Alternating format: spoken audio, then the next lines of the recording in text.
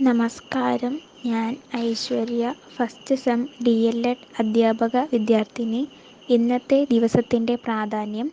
ഇന്ന് ജനുവരി 29, ഇന്ത്യൻ പത്രദിനം. ഇന്ത്യയിൽ പത്രങ്ങളുടെ പിറവിയെ അനുസ്മരിക്കുന്ന ദിനമാണ് ഇന്ത്യൻ പത്രദിനം.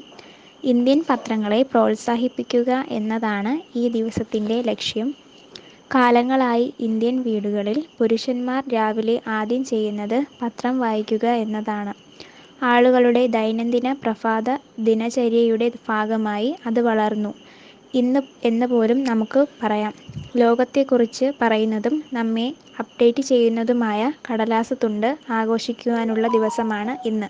നന്ദി, നമസ്കാരം.